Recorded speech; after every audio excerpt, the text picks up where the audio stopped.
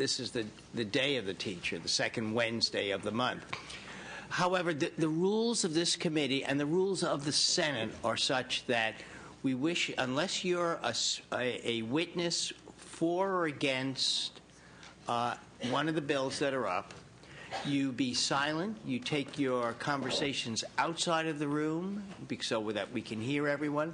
There shall be no applause. We do not do applause in the Senate at all, or, that will not affect how we do. In fact, members of the committee will take offense if people start to try to influence them by applauding or booing or making any sounds at all. And I will ask the sergeants to ask you to leave. So with that, we are so glad you're here. No, we are. We just want to continue the work. We are glad that you're here. We are. No, I am really glad that you are here. But I just want you to recognize the decorum of the California State Senate. That's all I'm saying. It has nothing to do with you. It has to do with the decorum of the Senate. We are here to represent you and the students. This is the Education Committee. We're going to start today as a subcommittee. Senator Huff is the Vice Chair of Government and Finance, and so he's in another committee. That's what's happening this week. Senator Hancock and Senator Lieu are also on Government and Finance. They're going to come back and forth, so it's no sign of disrespect that they're not here at this moment. Senator Ahlquist is a member of the Joint Legislative Audit Committee, and I just presented there this morning, and she'll be there kind of going back and forth. So there'll be members coming in and out. I want to thank Senator Simitian for being here. And so with that, we're going to begin as a subcommittee. And our first bill, Senator Blakesley, welcome. Our first bill will be SB 8. We go in order that's in the file. And members of the committee, just so people who are watching know, members of the committee will present their bills last after everyone else has presented bills. Welcome, Senator Yee. Thank you very much, Mr. Chair. Let me present this bill, but before I present, we continue to have ongoing discussions with UC and CSUs on the concerns that they have outlined in the committee analysis. SB 8 is a reintroduction from last year of SB 330. That bill passed the Senate Judiciary Committee with bipartisan support. The genesis of this bill came because of a lawsuit in CSU Fresno versus the Superior Court, and in that particular case, it was made very, very clear that while the state legislature may have intended for the auxiliary organizations under CSUs and UC to be subject to the Public Records Act, it was not made clear. And so this bill really, in fact, does that. The history of this particular issue comes from the fact that CSUs and UCs are state agencies. They are under the Public Records Act. Auxiliaries and other kinds of organizations have been formed to assist the work of the CSU and UC. Therefore, it's been held that these organizations are not subject to the Public Records Act, and hopefully this bill will do that. Finally, I would say that as more and more of our state institutions are held accountable, the only way in which you can hold anybody and anything accountable is, in fact, having this transparency, and that's what this bill is about. And with that, urge an aye vote. I have Jim Ewert from the California Newspaper Publisher Association speak in support. Good morning, Mr. Chair, members of the committee. Jim Ewert for the California Newspaper Publishers Association. We're one of the co-sponsors of the bill along with the Faculty Association. And Senator Yee said it's been pretty well documented, a lot of the problems that have occurred over the years. And these are institutions that do use tax dollars to pay for staff, to pay for equipment, to pay for locations where they do their activities. And while we think this is a really good bill, we've been in negotiations with both Cal State University, UC, and the community colleges on language that we can all live with, that we think provides an adequate amount of transparency and at the same time protects the donor issue that they have raised. And I don't mean to speak for them, but I think that we have been negotiating in good faith and are fairly close to reaching some consensus on this. And for that reason, we ask for your aye vote today. Other witnesses in support? Thank you, Mr. Chairman and members. Andrew Antwi here today on behalf of the California Faculty Association.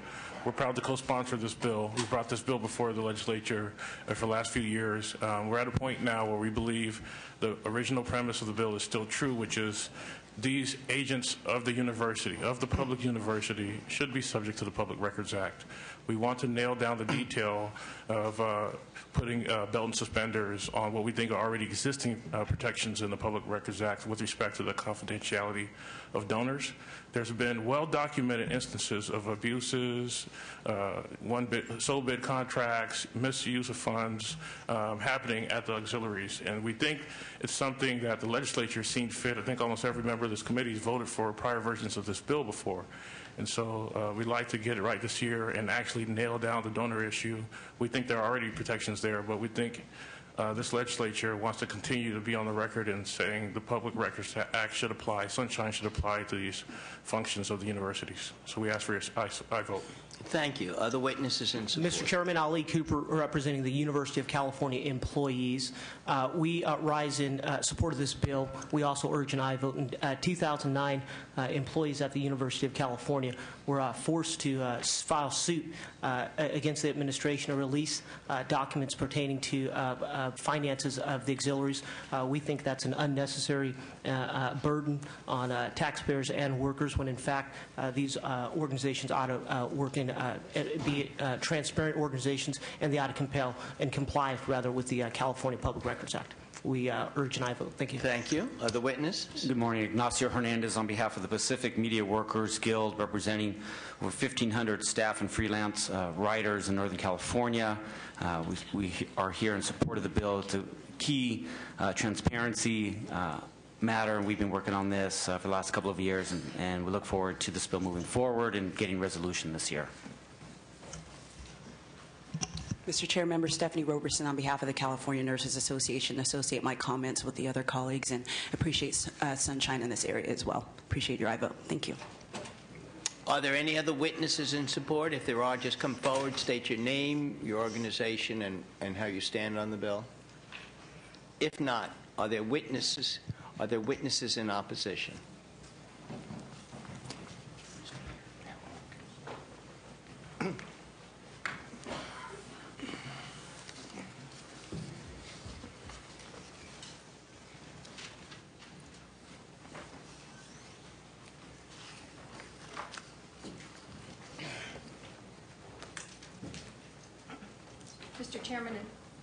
Mr. Chairman and members, Karen Zamaripa representing the California State University. I want to start by saying that we very much appreciate Senator Yee's interest in working with the CSU, UC, and the community colleges in finding a resolution to what I think is a common goal.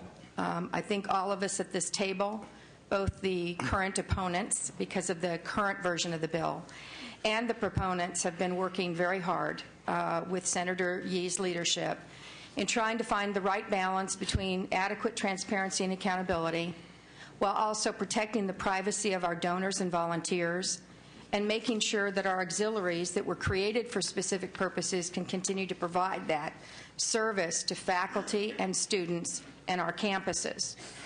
I'm not going to go into the history of the issue. I'm just going to urge the committee to continue to support and work with us in finding a resolution that does provide for three things. We have proposed amendments that we have submitted to Senator Yee that we believe we're about 98.9% there, to the point that at our Board of Trustees meeting yesterday, I testified in front of our board saying that I expected that we would be supporting SB 8 in the near future as amended. We have three issues. One is to make sure that transparency and accountability is provided. We don't think it's appropriate to put a non-state entity under a Public Records Act. Our auxiliaries are nonprofit, non-state entities. So essentially what we've been working on is replicating the PRA and the Ed Code specifically for our auxiliaries. So we provide for that transparency, while we also don't cross the line in suggesting that they're state entities, which they are not. Second, we have language that specifically provides for the protection of donor and volunteers' privacy. In the case of a quid pro quo, information regarding the information the university has would be available under our proposal. However, in a case where the donation has nothing to do with the person's personal finances and does not have a quid pro quo, we want to protect their privacy. So if a donor provides, use myself as an example, $100 to go to the alumni dinner, I'm now a donor. That certainly is public information, but you really don't need to know that I own a house in Folsom, that I have a mutual fund, and that my youngest sister went to Cal Poly Pomona. That really is not related to the donation. So we want to be very careful about what's available in a non-quid pro circumstance. And last but not least, we do need to continue to provide trade secrets and commercial proprietary information in order for us to have good, solid contracts. It's not any different than competitive bidding. In a competitive bidding environment, I do not provide the bids to all the other bidders so that they can outbid each other. They submit their bids, we review them, and make a determination under the law. We think the same is true for our commercial property, our commercial enterprises under our auxiliaries. So that's a long set of testimony, but I wanted to make sure we were on the record on the issues that we think we're close to resolving. We appreciate, again, Senator Yee's work on this, and certainly Jim Ewert, who's been a star, and I just want to acknowledge that publicly. And we look forward to moving this bill from the Senate in an amended form that we can all support. Thank you. I have one question as we move on, Karen. You mentioned that you submitted amendments to the author. They're 98.3% Yep, there. pretty much. Has the author accepted those amendments? I think we're still working on it. I Okay. think we still have a couple of issues that we need to resolve. I think we're very, very close. We would all agree. I just think we're now into the nuance of the words. Thank you. Other witnesses in Chairman opposition? Lowenthal and members of the committee, Steve Juarez on behalf of the University of California. For the record, as Karen has indicated on behalf of CSU, UC remains opposed to the current version of the bill. We have continued to work very closely with the sponsor and the author, and they are to be applauded for the work that they've exercised on the bill. Our primary concern, because this bill relies solely to our foundations, is over donor privacy and ensuring that a gift to the university, which represents the philanthropic and charitable works of our donors, should not subject them to unwarranted scrutiny and intrusion into their private lives. We've worked very arduously to make sure that, in fact, we can provide the type of sunshine that the senator is interested in without compromising that privacy, and we believe that we will get there. We're not there yet. We're hopeful that in the coming days, that we can have a compromise that you'll all be able to support and be proud of. But at this point, we remain opposed to the bill. I am joined today by Dr. Gary Novak, who is the president of the UCSC Foundation, and I think he can give you some direct comments over the need for donor privacy. He, in fact, is engaged in the activity of trying to solicit others to give to the university and provide funds for our educational mission. So with that, I'll turn it over to Dr. Novak. Thank you. Briefly. Yes. Thank you, Mr. Juarez. I'm also a Regent Emeritus. Can you introduce yourself? Dr. Gary Novak. I'm the current president of the UC Santa Cruz Foundation. I'm a UC Regent Emeritus and past chair of audit. I'm also the alum of several UC campuses. I'm here today as a volunteer to ask you to oppose the bill in its current form. At a time when there's many, I think this is a time when we should be incentivizing any kind of contributions to our public higher education system, which is at risk. I'm out there with my fellow trustees, volunteers from all 10 campuses of UC and CSU, trying to get volunteer time and money. And if I understand the potential provisions of this bill, the very people who we might be asking to support UC are being, and CSU are being put at risk for privacy. So I am asking for not for you to oppose the bill in its present form. I'm also available for questions. Thank you. Are there any other witnesses in opposition? Mike McGee with the Chancellor's Office, Community Colleges. We do not have a formal position. We join the stakeholders and the author and the sponsor in work on a workable compromise. Are there any other witnesses in opposition? Members of the committee? Senator Blakesley. The author knows that I did not support this bill in Judish, and I continue to have concerns more along the principle underlying this discussion. Notwithstanding CSU being 98.9% or 99.3%, I'm not sure what the percentage was. 98.3. Thank you very much. They could be 110% in favor of this, and I'd be opposed to it. All right. So no offense, but I'm very worried about the slippery slope of the Public Records Act being applied not to taxpayer dollars, but to donor dollars. Taxpayer dollars are compelled by the power of government to take money out of pocket, and there's a perfectly reasonable standard that there be a Public Records Act provision to ensure that taxpayer dollars are spent a certain way or not spent a certain way or known to be spent however they're spent. But donations are offered willingly, freely by people who are not being compelled. This is their choice, and so their privacy is much more a much more important consideration, since they can equally choose not to. But I referenced the concern about a slippery slope, and wonder, since one of the people who spoke in favor of this bill last time said they hoped it would someday be applied to K through 12 as well. Would this principle apply to PTAs? Would every PTA organization in the state of California which raises money from donors who love their schools suddenly find that they're going to be subject to scrutiny by government and subject to Public Records Act and potentially have their names in the paper? Another example, I used to chair a nonprofit known as a cooperating association, which for people who work in state parks are very familiar with this. In cooperating associations, these are specific nonprofit organizations that are designed to attract volunteers and raise money and help with docent-led walks and provide for some infrastructure costs, and they help in their in the state parks. Again, donor dollars, not tax dollars. Seems to me that if we start down this slippery slope here, why wouldn't we do the same thing for expenditure of donor dollars in state parks? Similarly, we raise monies for activities like Healthy Kids, which provides insurance for children of low-income families, and it sometimes partners with counties and county organized health systems. And so my concern, respectfully to the author, very respectfully to the author, is not that I disagree with the concern, but what this precedent implies for many other nonprofits. And this seems to be a powerful precedent that, again, notwithstanding CSUs being happy to say yes if they get what they need to address their particular concerns, I think this opens up a much larger conversation about the power of government reaching into nonprofits. And although it starts with the Public Records Act, about which I have great concerns, I'm not sure it would stop with the Public Records Act in terms of telling nonprofits what to do. And I'd be happy to hear your thoughts, but that's my concern, author. Through the chair, let me take a stab at it. Maybe Jim Ewart can help me. But I think there's a couple points. I think number one, when in fact you go and donate to a nonprofit, that is in fact a cost to government, because that is a tax deduction that you take. That's number one. Number two, in the situation of California State University, Sacramento, a foundation in fact engaged in a real estate venture. That real estate venture went sour. Taxpayer money was used to backfill that particular problem.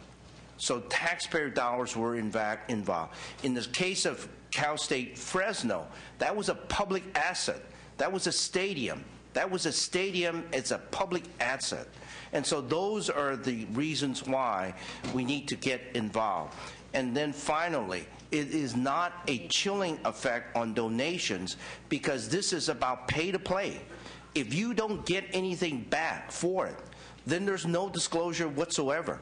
And we're going to work with the CSUs and UC to protect that. But this is only if you're going to get something of value. And I think that in all the work that we've done here in the Capitol, it is to prevent this kind of pay-to-play kind of activity that goes on, not only in our state agencies, but agencies that are related to that. And that is the reason why we have this particular bill. It is to basically wipe out this kind of pay-to-play. You donate and you get something of value. And that is what we're trying to deal with. Thank you. I think those were compelling arguments. I appreciate it. I respect it. But there was one comment that you indicated which continues to expand my concern, which was because the person gets a donation, government has a right. And then we ask this question, well, what happens when that donation is to your church or to your synagogue or to your mosque? At what point does government begin to intrude in these very sacred private areas where government really should not be involved? If there are conflict of interest issues, I think that can be addressed. These confidentiality issues and the intrusion of government has to be done with great care when it comes to the nonprofit and faith and charitable contribution community. Thank you, Chair. Thank you. Senator Liu? Thank you, Mr. Chair. Senator Yee, you have been working on this bill for quite some time. We've seen it at least for 3 years now. Just a quick question for the University of California. Are you in concurrence with the CSU's amendments? We are. We've been working actually jointly with CSU on the amendments, on the discussions with, in particular, with CNPA and the author's office. So we are, as Ms. Amarripa has suggested, very close. And so we would be, if we can get there. And let me just throw out one caution: if we can't get there, we're going to remain opposed to the bill. But obviously we are now. So. Okay, and Senator Yee, is there, you are in negotiations with the institutions of higher education? It is a love fest right now. I mean, for them to say that, Jim Ewart is an angel, can't believe I heard that. But, we are working very, very closely together on this. Well, I would just kind of concur with Senator Blakesley's warnings. I mean, it is the opening of something. Many of us here do support many nonprofits, making sure that our schools or whatever our passions are fulfilled, and we want to see where our money goes to be successful. This small element of pay to play, this kind of thing, I think that affects maybe a very small percent of what you're trying to get at. For people who are making contributions, I would hope so. Anyways, most of us give because we want to give, and out of concern for the target, and not expect something in return. And so I don't know whether or not, in the negotiations, whether or not the bill is narrow enough to define exactly what you're trying to get at, or is it so broad that it will impact the university's attempt to raise revenues, because we all know in this body here how much our institutions of higher learning have suffered from our current economic crisis. So, I would be mindful of what we're trying to do here. I know that I have supported the bill in the past, but I would hope that you, in all good work that you do, that you would be able to reach an agreement with the institutions of higher learning. You're not do damage to other nonprofits that need to have these funds too. Senator Price. Yeah, I too want to just applaud the author for his stick-to-itiveness, and it certainly is an issue that I think is worthy of the attention you've been directing to it. I too am just a little wary, though, of some of the unintended consequences. I certainly support moving the bill forward in order to continue that conversation. I think that that will be done in good faith, and hopefully we can reach some kind of a solution that addresses the concerns yet maintains the privacy and the freedoms that others have. So, thank you. Thank you. I will move the bill. Well, we don't have a quorum. Okay, then I won't move it. But when there is a quorum, this bill will be moved by Senator Price. Senator Yee, I think you're obviously everyone. First of all, it was I think a very well presented bill, and I think the opposition was very clear in terms of the overall issues that you have raised around transparency and accountability of auxiliaries is a correct issue, and everybody wants to work on that. We are not there yet, as come out, and I think whether it's Senator Blakeslee's concerns that of a slippery slope, the fact that the Public Records Act was implemented really to ensure access of public agencies and access to records of public agencies, and potentially we are moving in a new direction when we ask it for disclosure of fundraising in non-public agencies. Where do we go? And I think Senator Lieu raised the same issues, although, as you pointed out, Senator, these are associated with public institutions and raise money and potentially have been abused, and they have been paid for play. So we're hearing both sides, and we think you're on the right track. However, we also know that we have to both accommodate both of these needs. How do we move forward? And in the current form, the bill is not quite there yet. It is not there around how we.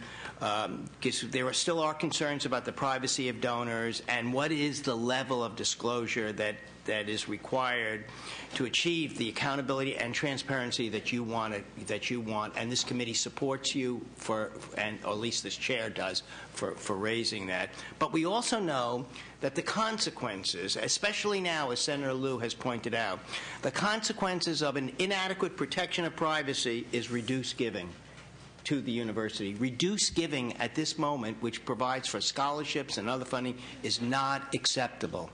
That is not acceptable. We cannot have a system set up in place that will lead to reduced giving on the private. So you have to work on that. Senator, you are a psychologist. You are a great negotiator. I know. But you're my senior.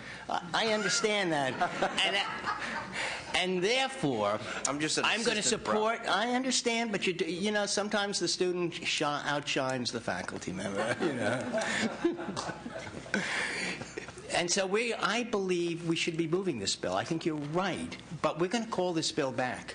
We're going to watch before this bill gets to the floor of, ultimately, because there is negotiations that need to go on. You are close. We're not going to tell you how to do it. You will.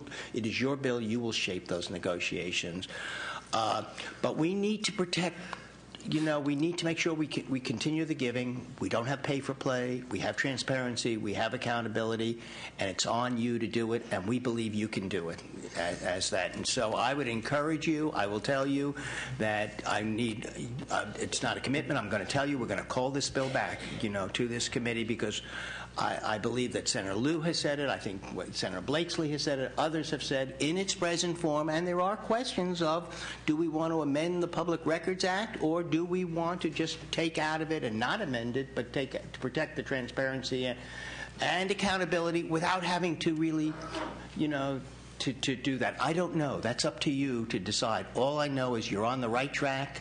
It's not ready yet. It's not cooked. When it's cooked, we want to see this bill come back because it will be cooked. We've heard all sides say you're going to cook it. It's going to be done. It's going to be agreeable. We're going to hold you to that. And with that, I ask you to make a close. Just so that you know that the reason why this bill is here in your committee is that we are changing the Ed Code. That's right, and that was at the request of the opposition. So that's the basis of our negotiation. We really are trying to work with each other to accommodate each other's requests, and so that's what. And I'm convinced you could do it because I think you are doing something that is critically important today in terms of transparency and accountability, and we all agree to it. It's just how we get there, and we offer our staff to help you if you need help from our staff. We are welcome because we see the importance of doing this. So with that, Urch and I vote when this. Thank you. And as soon as we have a quorum, we'll have the bill come up for.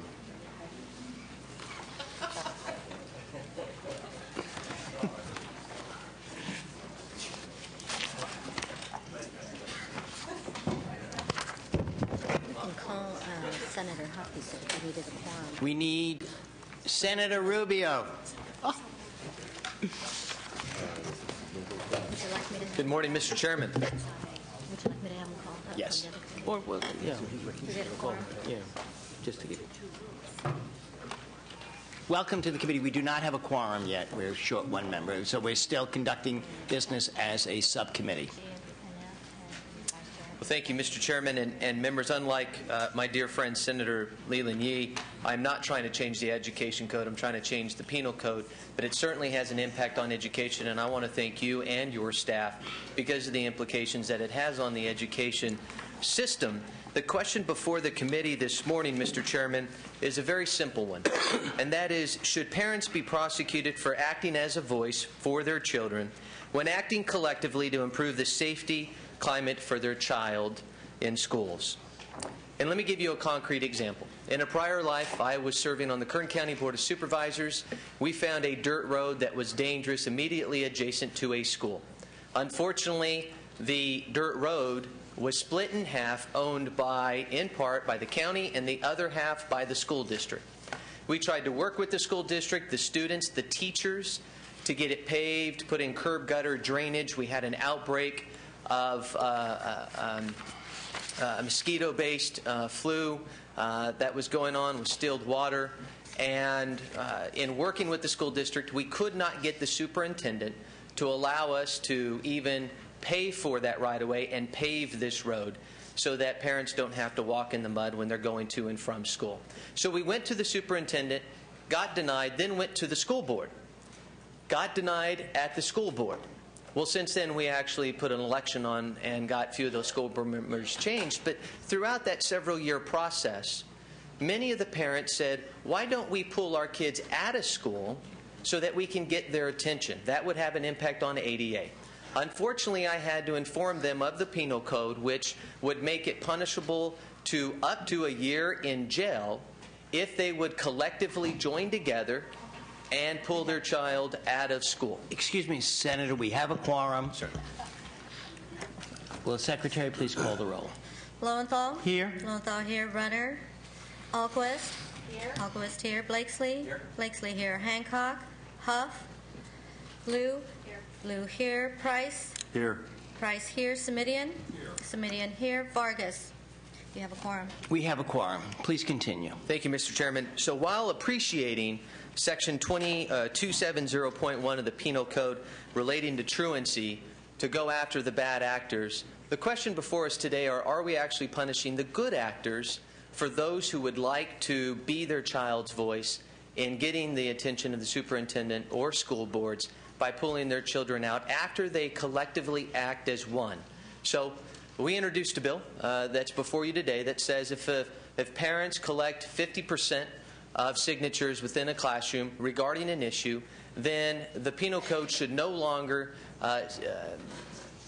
provide a punishment, prosecution, ability to prosecute a parent up to a year in jail. Now, this bill got through Public Safety Committee as it pertains to the penal code. I really appreciate the committee staff's work in bringing to light my office the issues as it pertains to education. Senator Price, I want to thank you for bringing up the issues as it pertains to grievances. In this bill, it is silent on the issue of grievances. So I am willing to put forward, if this committee would like to entertain, to even go a step further and say that as it pertains to grievances, that the collective action shouldn't be defined by a simple majority of signatures, but be one of 2/3, number one. And number two, as it pertains to grievances, those grievances would have to pertain to public safety as it's outlined in the Education Code and be substantiated by the teacher and the principal. Then it would no longer be a crime. And so the question before this committee and the intent of this bill is, if we cannot get the attention of the superintendent, the school board, as it pertains to a public safety issue in schools, if I decide as a caring parent, God willing, my daughter lives another year, she will start kindergarten, and should it be a crime if I decide to work with other parents, pull our children out to get the attention of a local school board? And I would argue, no, it should not be a crime punishable up to 12 months in jail. Mr. Chairman, that's our Thank you. I would, before there are witnesses that come up, I would define it differently, Senator. I do not think the sole issue is, before this committee is if I pull in a collective action my children out of school, should that be given the circumstances that you have identified, which I think are very reasonable circumstances. These are horrendous circumstances. I think you have identified a problem. The issue that you've said is, should it be a crime to their parents? I think the other issue is, should we penalize the children for the school district or the parent's problem? I think pulling children and creating truancy, making children having to pay the price for this, is it may be too high a price. I think potentially there are other actions that parents can do. You don't have to take your children out of school. You can and leave them at home. You can provide alternative education. You can provide lots of things besides the public school. You can send it to other school districts of choice. But to say that you're going to have children out of school as a collective action for 30 days, up to whatever days, 20 days, 30 days, beyond which we define truancy, which is today in California with about 175 days, so it's 17 and a half days, and then you're a truant a chronic truant and subject to these penalties. I'm not concerned. I think you're right. We shouldn't have the parents who want to protect their children pay a price, but you're also asking these children to pay a price. Children cannot afford to be out of school. That's it. This committee will have a very difficult time supporting legislation that says children will be truant. There are other solutions, and so I applaud you, and my personal thing is I will work with you. I think you have raised very critical issues, but the solution will kill the patient. Support. May I respond, Mr. Chairman? Absolutely, because I feel so strongly that you identified it, but I'm so scared that we're going to reward truancy. As a young father, first and foremost, let me say, I would never want to introduce a bill that would penalize or hurt a child, number one. But number two, the example that you used is simply not reflective in the penal code. Let me read the penal code to you. And that is that a truant can be defined by a student that is absent for more than any 30-minute period during the school day without a valid excuse on 3 occasions in 1 school year. So even if my child is late on 3 or more occasions because of the dirt road that I don't want to walk because it's a rainy El Nino season, then the punishment under the penal code to me as a parent is up to 1 year in prison. I agree with some of the issues you're raising about the penal code, and I'm not saying, but you realize also that after you've been absent for a certain number of days, you're declared a truant, then a process undertaken to be a habitual truant and then to be a chronic truant, and having to go through a number of steps, whether it's the SARB having to go or the state or the local probation office there, and Senator Leno had a bill just recently about truancy. All I am saying is not the part about protecting the parent. It is very difficult for me to support legislation that ultimately allows students to stay out of school. I understand. That's it. There are other options. If you pull a student out, I don't mind pulling the student out of school, but they're not staying home and not going to school. They're doing something else, or else we are doing a disservice to our children and making them pay for the problems that our parents or the teachers can't work out. And that's the way I strongly feel. Yeah, I would just share. When I read through this bill, I was deeply conflicted. I am conflicted too. Because I hate the idea of children being used to make a political statement. I just think that's wrong. I think the author of the bill rightly said the way to get people's attention is to throw them out of office. There's lots of ways, to get at your electeds to create accountability. Using your children, I don't think I don't want to say it's never defensible, but it's hard. I can't think of a defensible reason where I would take my 8-year-old and say, I'm going to deprive you of an education because I want to send a message to somebody. Having said that, I opposed the original bill that made it a crime for a parent, that potentially exposed a parent to criminal action if they, on their own volition, decided their child shouldn't be in school a certain number of days. I felt that was an overreach of government, not unlike my earlier comments on the overreach of government. I'm turning into a libertarian the longer I'm up here. That we have to be very careful about government's control not only of nonprofits but also of parents. Parents have a sacred duty to make those decisions about their children, and when you can produce criminal sanctions on a parent for their decisions, that troubled me, and I was in a minority who voted against that bill. So I would be inclined to support the bill because it weakens the ability of government to sanction parents, but it's only for a purpose that I disagree with, which is using children as a political tool. So I'm completely conflicted on this bill, and I'm looking forward to maybe hearing more about if there's possible amendments or where we're going with it. And Mr. Chairman, if I could, I would like to work with your staff, committee staff, to take it a step further and say, and because the last thing I would ever want out of this bill is for children to be used as a political tool. But if there is a situation in a school that pertains to their public safety, so you are concerned as a parent to the public safety of your child, and you decide to pull your child out, and you have a collective number of parents who believe also, which by way is substantiated by the teacher or principal, that there is a public safety issue, but for this small school they can't get the attention of the superintendent or the school board, then we should not be punishable by crime up to 1 year in jail. And so it's not a political tool when you're concerned for the public safety of your child. And if the question is, and perhaps here is a possible solution, that is, you can pull your child out, but they have to go to some instructional program. So if it's at the Boys and Girls Club or if it's at another school, they have to receive some instructional training. Absolutely. That's what we're saying. Yes. That is, you cannot pull a child out and not provide an alternative because you're mad at the school. We just can't subject our children to that. I agree with you. Okay, so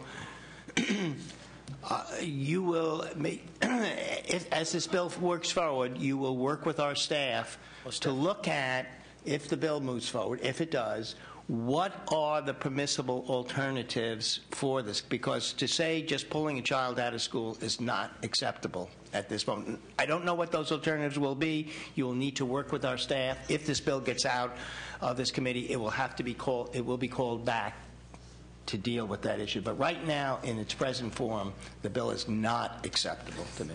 Senator Simitian. Well, Mr. Chairman, thank you. Unfortunately, we're in the Education Committee and not the Public Safety Committee for the issue that I'm going to raise. But, I noticed even in the definition of truancy, which the author read, there was reference to the 3 valid excuses, which indicates that there's a concern in the law embedded in the penal code about what is a valid excuse for a child and their family to hold a student back from attendance. And then more broadly, and again, I'm outside my element here when we're talking about criminal law, but more broadly, the criminal law understands in establishing the mens rea, the guilty mind that is necessary in order to convict someone of a crime, that there are exigent circumstances. So, for example, what might be a crime under ordinary circumstances is not a crime if the defense is, well, it was necessary to save my life or to stop my house from burning down, or what. I mean, if you ran next door and stole somebody's fire extinguisher, you're unlikely to be prosecuted for that if it was to keep your house from burning down. And I guess the concern I have is that that there may be an existing remedy in the penal code and in the criminal law that's not being fully explored as this effort moves forward. So I'm not sure where to take that, since we're in the wrong committee for that conversation. And those issues are not the kinds of issues that your staff's going to be able to analyze. But I would like you to at least consider, these are very important issues that are raised, the possibility of not voting on the bill today, of holding this bill, requesting that you go down to also, I would say, to the school board and let them know how serious this is and how that there is state legislation pending in terms of parents not being responded to or teachers not being responded to.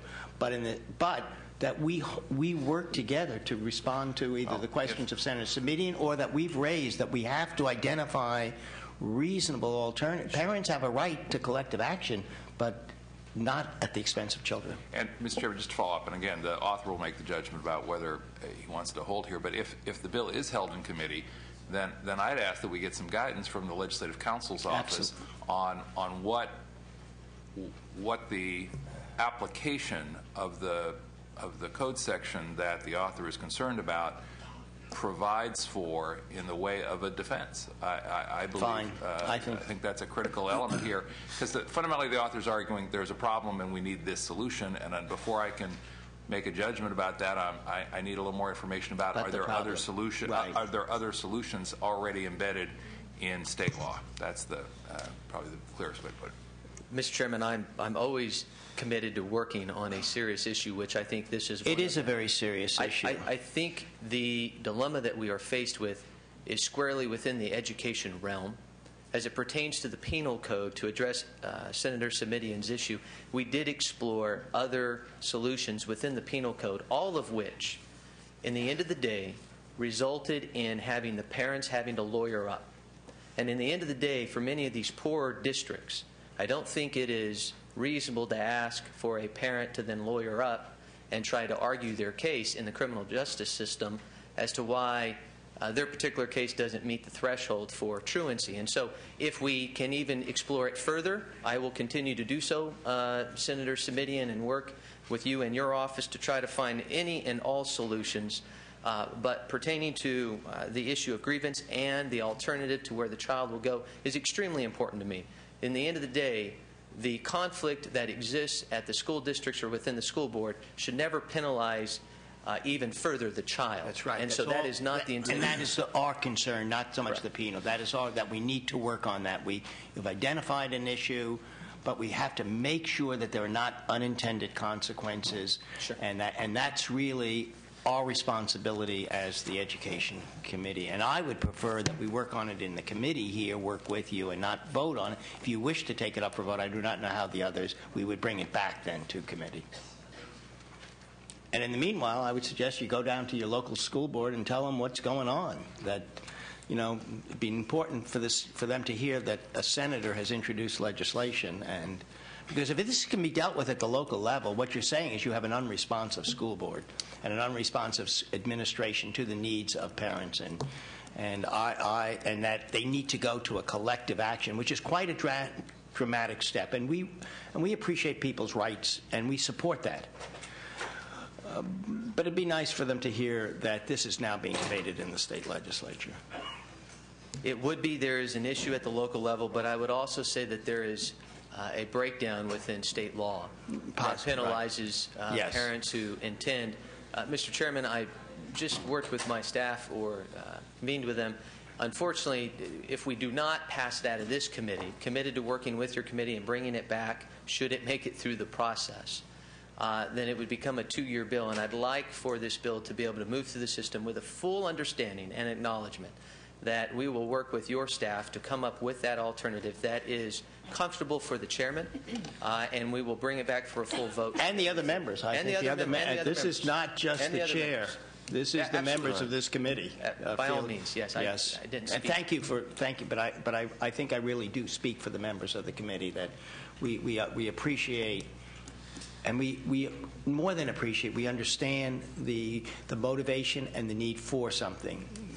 Be careful what you wish for, because we do not, as you pointed out, we do not want children to pay for the problems of others. In addition to that, Mr. Chairman, I'm also committed myself to working with Senator Simitian and his staff to find a further solution, if possible, within the penal code.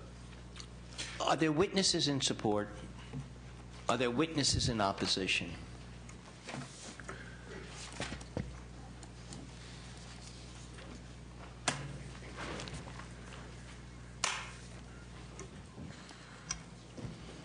Adene Mack with the Association of California School Administrators. Chair, I believe that you have clearly articulated some of our concerns regarding this piece of legislation. I would also add that as the bill currently reads now, there's a whole host of other activities and venues to address some of the concerns, whether it's the Williams Act or highly qualified teachers in terms of the federal requirements. I think those are other avenues in which this can be addressed.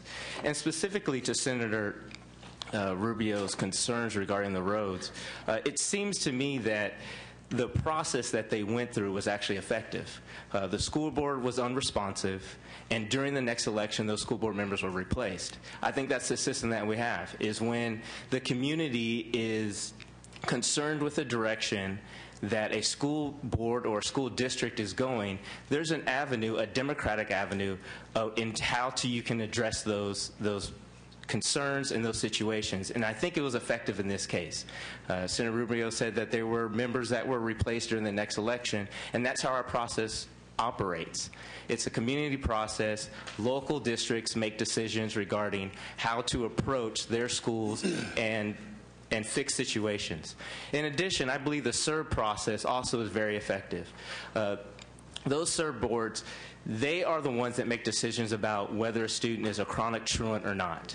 And they take a variety of issues in their mix and determine whether a student becomes truant and whether to move forward with the county district attorney in terms of determining and prosecuting that parent. I think that there's a variety of different avenues to handle this situation, and therefore we're in opposition to this bill and believe the bill is unnecessary. Thank you. Thank you. Are there any other witnesses in opposition? Members of the committee? Senator Price. Yeah, I just want to applaud the author for taking on this issue. We did hear it in public safety. I raised some concerns there, one of which you did address in terms of the kinds of issues would be subject to this kind of action. But I think there are still some other issues out there that we need to address. I think the chair has made a very generous offer to hold it and work with it along with others on the committee, and I think that that's an approach that you should strongly consider. I know that you feel very strongly about this, but the fact that there may be some other ways to achieve it without negatively impacting kids, I think we all want to make that happen. I think that's a better way to proceed. And so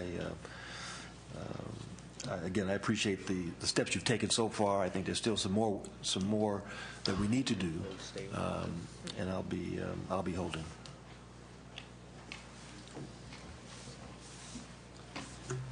Senator Vargas. Thank you, Mr. Chair. I apologize for my tardiness. I was at another committee hearing a bill that I was presenting, so I didn't get to hear all of the... Don't let it happen 3 times in 1 year or you'll go to jail. That's right. Thank you. That's a good point. So I didn't hear all of the conversation, but my understanding is that you would like to move this bill along to work on this bill, and that there's a desire instead to have it be held here and work on it while it's here. And the concerns that I had, just because you were not here, is that while I believe that Senator Rubio has identified a very serious problem and lack of issues that where the local school board or the administration is not responding to the needs of parents, I do not think a remedy that penalizes children, taking children out of school and allowing them to stay out of school for a period of time is an adequate solution. Children should be in school. If they're not in this school, then in another alternative education. We cannot be passing legislation that says it's okay for a child to stay out of school for 25 or 30 days. That is not acceptable to the chair. But I don't think that's what the senator is attempting to do, though. Yes, he is. Is that what you're attempting to do, Senator? No, by no means. But however, I will state that the chairman has a very good point in that the bill is silent where the child would go. And so my commitment is that we would work on making sure that it is clearly defined within the bill, put in statute, that the child would have to go to some alternative instructional site, whether it be a Boys and Girls Club, after-school program, whatever the case is, to work toward that endeavor. Well, it seems to me that the commitment that Senator Rubio is making is to address the issue that you have. I mean, if the education that the child, I agree that the best education is to be in the school and a well-funded school. Right. That's the problem we're having now, is the part about the well-funded.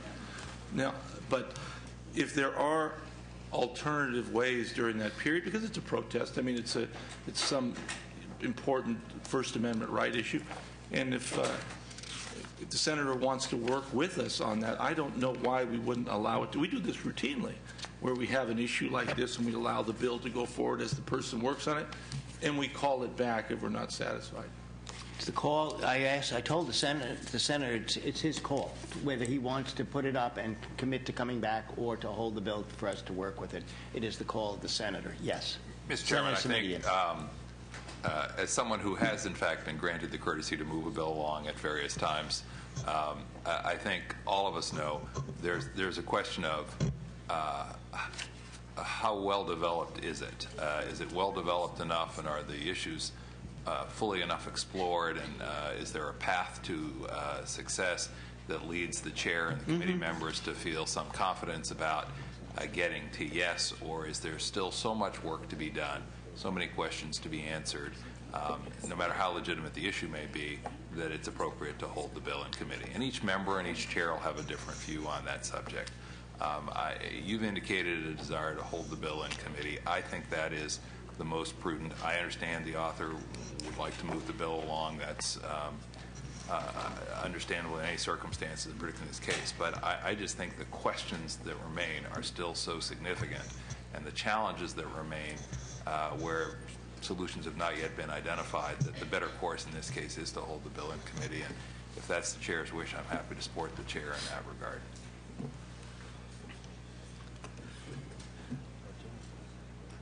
Senator? Well, Mr. Chairman, I'm confronted with a difficult question. And I have to look at the worst case scenario backwards. It's generally how I approach the job. And in the end of the day, I was elected given the great honor to serve the parents for which we're confronted with this challenge in the district. If it was my failure in not cooking the bill well enough, as Senator Simitian, then I will take full responsibility for having not accomplished that. Excuse me, Mr. Chairman, I don't want the author to misunderstand my remarks. It's not a critique. Okay. You have tackled a very difficult issue. The fact that all of the questions have not yet been raised and answered in the first 4 months of a 2-year session is not a critique. It's more a comment on, frankly, the inherent tension between the desire to provide protection for students that you've clearly articulated, the desire to give parents a voice, which Mr. Vargas has referenced on the one hand, and on the other hand, the desire to make sure that there really aren't other remedies that are less burdensome available, and to make sure that the unintended adverse consequences on kids, their families, and schools aren't too severe and outweigh the benefits of the bill. So I'm back to where Senator Price was. Well, all the kudos in the world to you for having tackled this problem, but not every problem is amenable to an easy resolution. And you've been bold enough to tackle one of those, and I don't want the earlier comment to be misunderstood. Sure. While I truly appreciate that, Mr. Chair, I think as the bill stands today, I think has merit with respect to should it be a crime, because that's the fundamental question. Nobody wants to penalize or hurt children. Again, I'd reiterate, as a young father, I have every vested interest in this beyond others who have children outside the school years, as it's stated. So if we could, I'd respectfully ask for an aye vote, and should it not pass, I'd ask for reconsideration. Absolutely. And that commitment to work and with it will you be. There is general agreement, I think, on the importance of what you're embarking on. We're now talking about how do we get there. So I will take that, unless there's another question. I will. No motion. The bill's been moved by Senator Vargas. Will the Secretary please call the roll? The motion is due pass to rules. Lowenthal, Runner, Alquist, Blakesley, Hancock, Huff, Liu, Price, Simitian. Simitian, no. Vargas. Aye. Vargas, aye. The bill has one vote. We will place that on call for the absent member. Thank you, Mr. Chairman.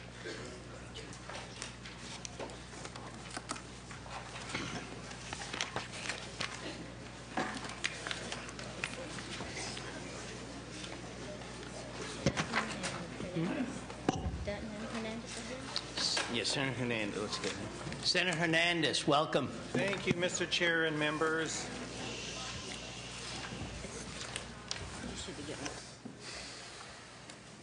Good morning. Chair and members of the committee, I appreciate the opportunity to be here with you this morning. I want to begin by saying that this bill does not prohibit nor create any barriers for students transferring into school districts of choice. On the contrary, this bill seeks to provide equal educational opportunities to all on equal terms. I believe education and all the opportunities it offers is the greatest equalizer in this country. This bill addresses current deficiencies of the District of Choice program by guaranteeing priority for attendance to the most vulnerable students.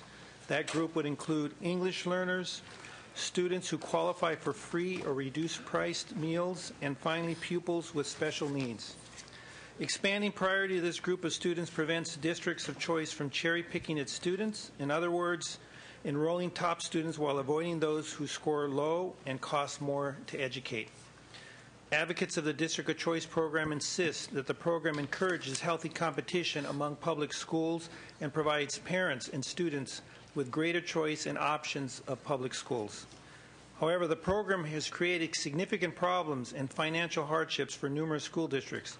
As pupils transfer out of school districts under the program, the school districts they reside in experience revenue loss from those departing students. When considering cuts the state has already made to the school funding and potential future cuts, schools may become a district of choice primarily to recruit students in a neighboring district as a means of generating revenue.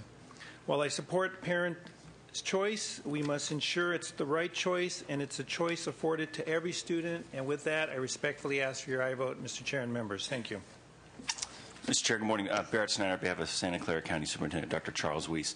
Supporting the bill this morning, as Senator Hernandez pointed out, want to be very careful about the impact choice programs may have in a time where districts are facing declining state revenues, and that, as the point was made, you use this as a process to generate new revenue for district.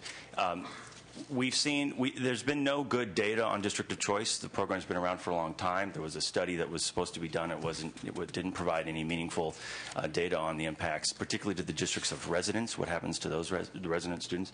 But we do have anecdotal evidence from school districts, and Senator Hernandez's district in particular, Roland Unified, that show disproportionate and not consistent populations transferring out of districts.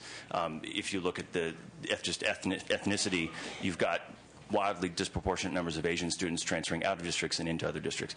So, and while in the District of Choice program, there's some provisions that are designed to protect against cherry picking, which has been raised by many districts, those provisions are frankly unenforceable. And when you get down to the nitty gritty, we all come from the campaign world of targeting mail. You can pick your mail pieces to go to particular zip codes that have particular surnames, last names. It's certainly as a tool to pick, and that's fairly hard to detect. And there are no appealable options here for parents. And the regular district of choice law, you can go to the County Board of Education and you can make an appeal. And this, your remedy is to go to court. And we think that's fairly unreasonable. So by putting in these protections for populations of special ed, English learners, and low-income students, we think that we're sort of staving off in a best effort to try and minimize the impact that it would have on those populations. So for that reason, we support the bill. Thank you. Other witnesses in support. Nancy Lacoste, and I'm representing Alhambra School District, and they are in support of the bill. Thank you. Thank you.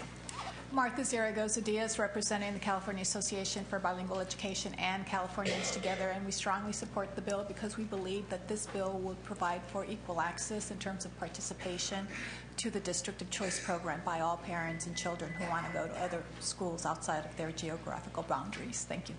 Thank you. Are there any other witnesses in support? Are there witnesses in opposition? Bill's been moved by Senator Alquist. I have a chair.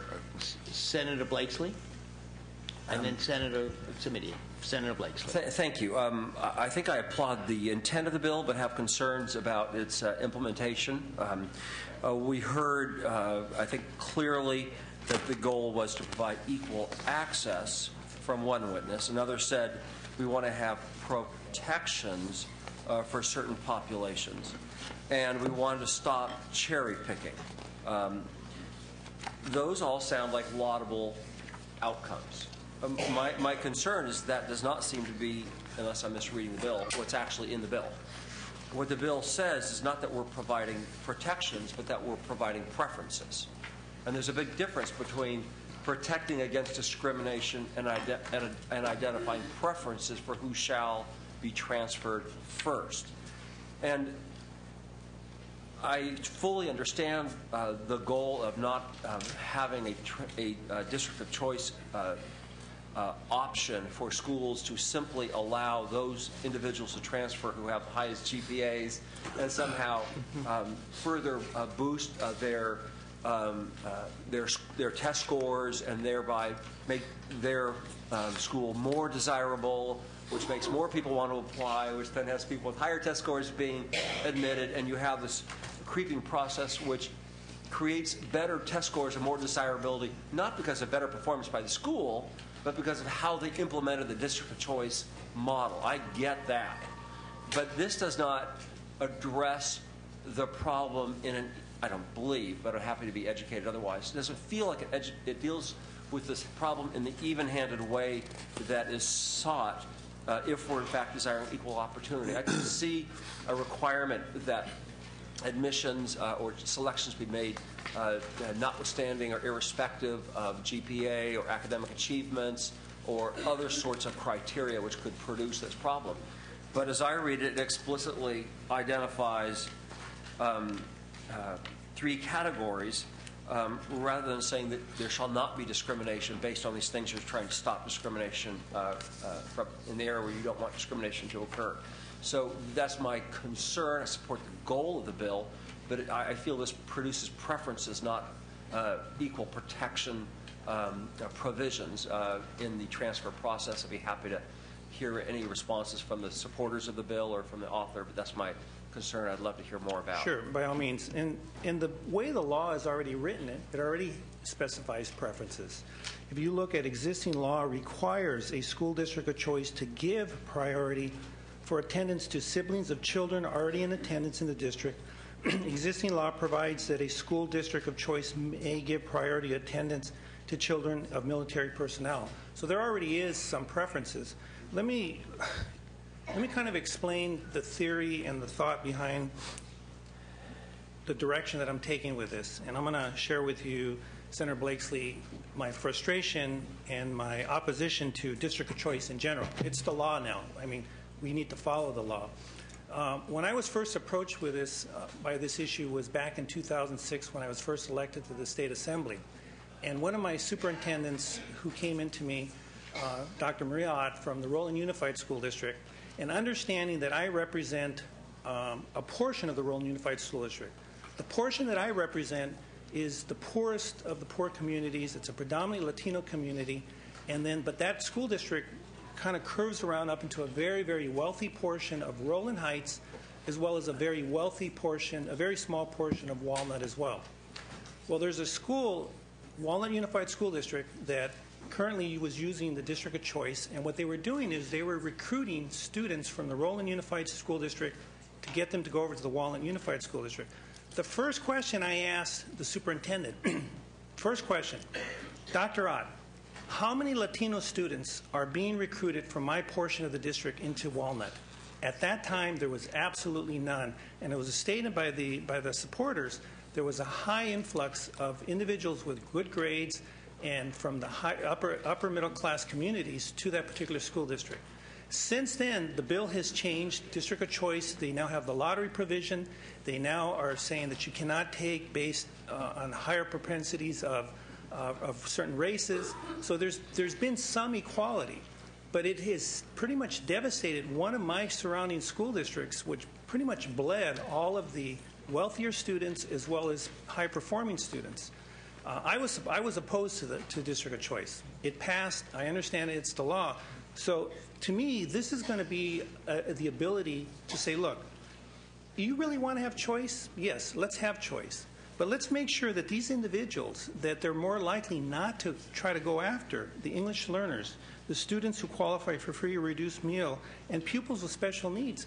Give them a priority as well, because those kids should have the same opportunity as wealthy kids to be able to go to those better schools. In No, Sure. no. No. Unless you're requested to by the author. Okay. Fine. Senator. Senator Smidian. Thank you, Mr. Chairman. Senator Hernandez, I have a slightly different take on the issue raised by Senator Blakesley. The bill does provide a preference, as you've acknowledged, and I actually think you make a pretty good argument for the preference, which is if we're going to have a schools of choice plan, then why don't we try and make sure that the schools of choice plan benefits the students who are most in need of educational alternatives and who have, in some of these instances, the least who are less likely to have options available to them or resources that provide those options. That being said, the unintended consequence I'm trying to think through is if we're talking about, after we get past siblings, which is a relatively small number of folks in most cases, that really means that the first priority and the program would focus on English learners, pupils who are eligible for free and reduced price meals, who presumably have fewer resources available in the home and fewer advantages as a result, and then students who are special education students. And what we know is all of those students are likely to be, by virtue of their needs, higher cost students for a district of choice to accept. So the concern I have is that if that pool is essentially the first real group after the sibling preference, the first real group who has access, are we incentivizing districts who otherwise would be districts of choice with schools of choice to simply say, well, we're not going to take anybody if the program is going to be 100% filled by high-need, high-cost students? And that, of course, not only doesn't serve those other kids who were previously being recruited perhaps well, but it means that we're not serving these kids well because they're simply shutting the tap off at these receiving districts. That's the concern I have. Yeah, I understand your concern, but on the flip side, it's also unfair to allow a school district to go after individuals who aren't high cost to increase their student rolls, to increase their average daily attendance. To me, this has got to be kind of where the balance should be. Well, except that the balance results in saying, if you have 20 slots and there are 100 folks out there interested in the 20 slots, all 20 slots have to be filled by youngsters who fit these descriptions if they're there. Right. And my argument is I'm worried that the local school district is going to say, well, if we could take 10 from this list and 10 from the next list, that might work for us. But if all 20 of the kids we're going to take are going to come with a high cost attached to them, then it seems to me we've provided a disincentive to serve those very children that I know you're trying to make sure are the beneficiaries of the bill. And that's the piece I'm struggling with. Right.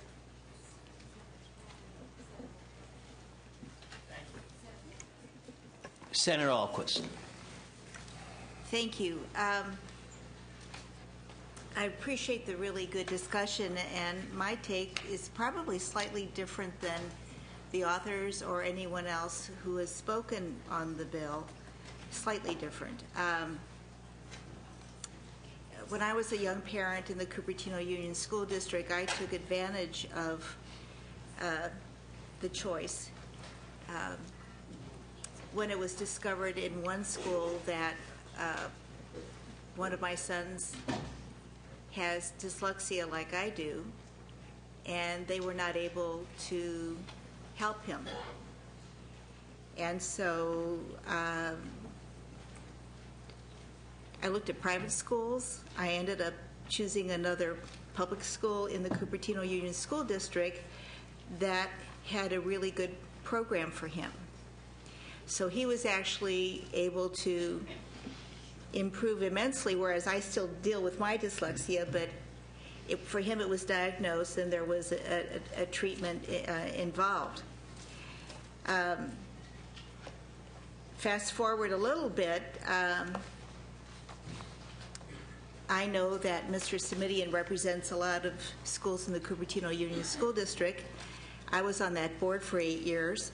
And when I looked at the API scores last weekend, 4 of the Cupertino Union School District schools were in the top 20 list for the whole county. So I really appreciate that. Now, I don't look at this bill, I mean, I understand that there are some problems in school districts where kids probably change school districts for what I would not consider appropriate reasons. I think that this program ought to be used to improve one's education. And if one has learning disabilities or English language learners, kids who fall into this kind of category ought to have first choice if they're not getting this in their school. Now, I also agree with Senator Simitian's comment that when it comes to the area of special education, it does cost more. And we've never really resolved that part of the issue, because school districts that have a fine program for special education, it's very hard for them financially to provide these services. So I almost think the bill at some point needs to address that piece of it, that it is going to probably cost school districts more. So I am both in support of the bill for the good things that it does in establishing other criteria of great need for having a child be accepted in another school district, but I think we need to be cognizant also of the greater costs to the other school district involved in that, and that we need to have, I don't know if this is the proper committee for that piece of it, but we need to have a real discussion about that. And I am supportive of the bill, and I think we need to work on that piece. Any other questions? Just one more. Senator Simitian. Thanks. I guess, and the author may not want to answer this today. I guess the question I would raise is there a possibility to recraft the language slightly so that in the preference process that these students are assured of equal access without regard to numbers. And I'm not saying the numbers are ever going to be equal of how many students are, but if for example the notion was if you were going to take 10 students from what are currently from the category they're currently on the priority list, then you'd have, or that meet the current criteria, and then you'd have to also take an equal number of students in this category. Then I think you're making sure that districts are not cherry picking, but you're also making sure that districts aren't resisting the notion of districts of choice because they're going to have to accept only the most costly of students.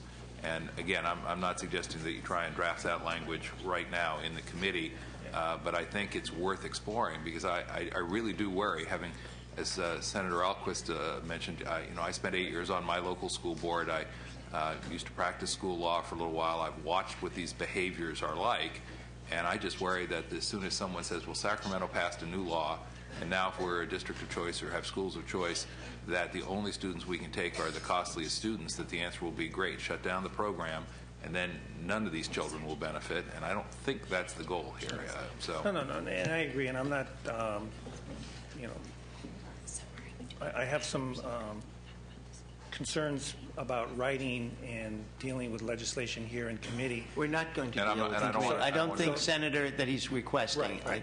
But I'm open to the discussion. If the bill gets out, I would be more than happy to sit with you and have that discussion and to look at it as we move it along. Well, and I think, Mr. Chairman, I think that this is not, I would be a little quieter on this issue if I thought this is just an individual concern. I'm worried that as the bill moves forward, as people begin to grasp what the potential implications may be, that the lack of opposition you experience today may be short-lived, and that you may discover folks stepping up. And if we can find a solution that works around, I am fundamentally sympathetic to the concern you have expressed, which is that if we're going to have districts of choice, schools of choice, then that choice needs to be there for every kid. And that's the goal, and I understand that. So we'll stay in touch. Okay. Good. I think there's been a robust discussion. I think the author has presented his bill very well, and I think the committee has raised the issues that just come up, whether they're intended or unintended, and I think the author has committed himself to working with members of the committee if the bill does move forward. With that, would you like to close, and then I'll accept a motion from Senator Ahlquist. Just ask for your aye vote, Mr. Chair and members. Thank you for the time and consideration. Thank you, Senator. The bill has been moved by Senator Ahlquist to pass with an understanding, even though that the author will work with either the committee staff or members of the committee to deal with some of the consequences of the bill itself. Secretary, please call the roll. Lowenthal? Aye. Lowenthal, aye. Runner? No. Runner, no. Ahlquist? Aye. Ahlquist, aye. Blakesley? Hancock? Huff? Huff, no. Lou? Price? Semidian? Vargas? Aye. Vargas, aye. Bill has 3 votes. We'll place it on call for the absent members. Thank you, Mr. Chairman. Thank you. Senator Dutton, welcome, and thank you for being so patient.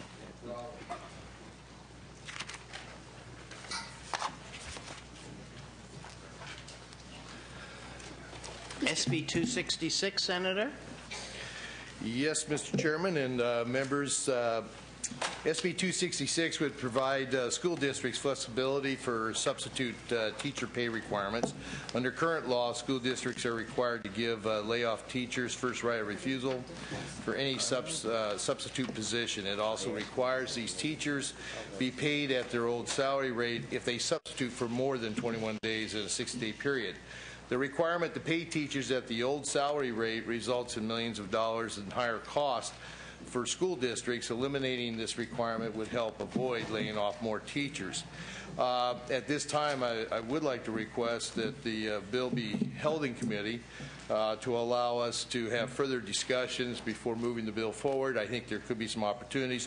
However, I do have people with me today Senator. that would like to address the bill. Thank you. Witnesses in support. Elliot Duchan, Superintendent, Harupa Unified School District. Mr. Chair, this bill prevents a problem that is very serious to us. 2 years ago, I met with 204 teachers who were all receiving layoff notices. They were our youngest, some of our best and brightest teachers, and we disrupted the lives of 204 teachers.